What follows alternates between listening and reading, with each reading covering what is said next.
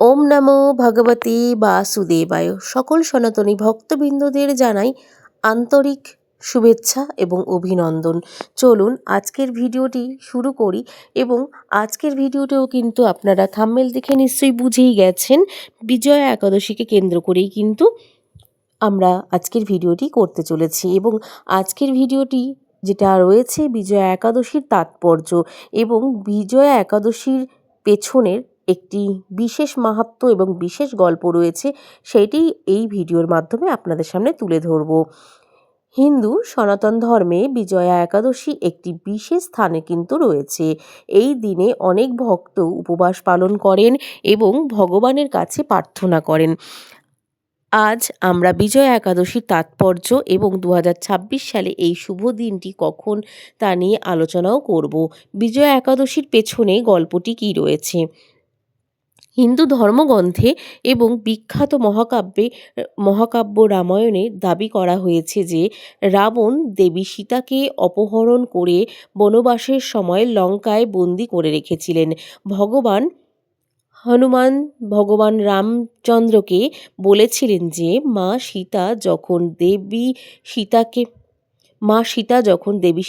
দেবী সীতাকে যখন খুঁজেছিলেন তখন তিনি লঙ্কায় ছিলেন। দেবীকে বাঁচাতে ভগবান শ্রীরামকে বানর সেনার সাথে সমুদ্র পেরিয়ে লঙ্কায় যেতে হয়েছিল। সেই মুহূর্তে যখন সবাই পরিস্থিতি নিয়ে বিরক্ত ছিলেন, তখন লক্ষ্মণ স্মরণ করেন বগদলভ্য একজন অসাধারণ ঋষি ছিলেন। তিনি জ্ঞানী ব্যক্তির কাছ থেকে পরামর্শ নেওয়ার পরামর্শ দেন।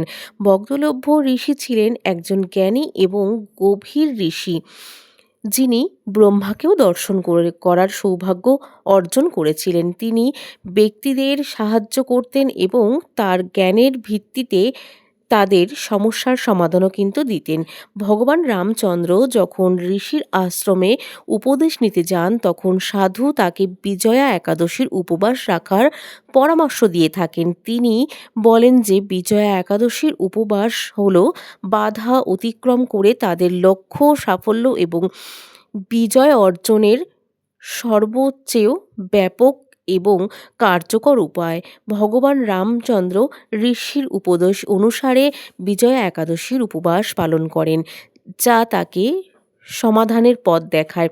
তিনি স্মরণ করেন এবং তাদের সেনাবাহিনীদের নীল এবং নল নামে দুজন বানর ছিলেন, যাদের দুজনকেই একজন ঋষি অভিশাপ দিয়েছিলেন যে তারা নদীতে যা ফেলে দেবে তা ডুববে না, বরং ভেসে উঠবে।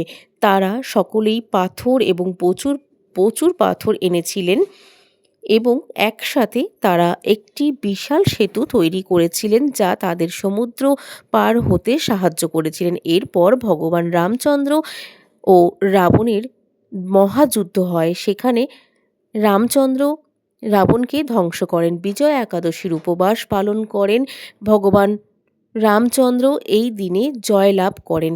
সেই থেকেই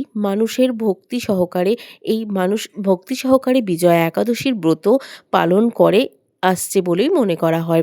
উপবাস সম্পন্ন করার জন্য বিজয়া একাদশীর কথা শোনা কিন্তু রয়েছে এবং এই মাহাত্ম্যটি কিন্তু অবশ্যই শোনা প্রয়োজন।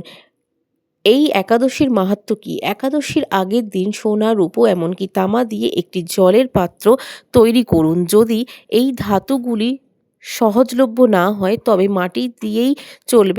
মাটি দিলেই কিন্তু চলবে। পরিষ্কার জল যোগ করার পর আমের পাতা দিয়ে পাত্রটিকে আলতো করে সাজান এবং 7টি শস্যের স্তূপের উপর এটি রাখুন, ঢেকে দিন এবং একটি পবিত্র বেদির পাশে রাখুন 7টি শস্য, যেমন হলো গম, যব, ভুট্টা, চাল, কুকানি, ছোলা এবং মটরশুঁটি।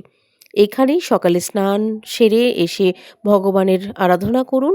তার সাথে সাথে আপনারা ভগবান বিষ্ণুর আরাধনা করতে পারেন, রামচন্দ্রের আরাধনা করতে পারেন এবং সেইভাবেই কিন্তু আপনারা এই একাদশীর উপবাসটি পালন করতে পারেন। দ্বাদশীর ভোরে জলের ওই কলসটি পবিত্র নদীর তীরে অথবা এমনকি একটি কোনো ছোট পুকুরে ধারে নিয়ে গিয়ে দিয়ে আসতে পারেন। আবারও যথাযথভাবে পূজা করার পর উপরের তালিকা অনুসারে সমস্ত কাজ আপনারা করতে পারেন। এইভাবেই বিজয়া একাদশীর উপবাস করতে হয়। তো এই ছিল বিজয়া একাদশীর মাহাত্ম্য এবং শ্রীরামচন্দ্রের কিছু গল্পকথা।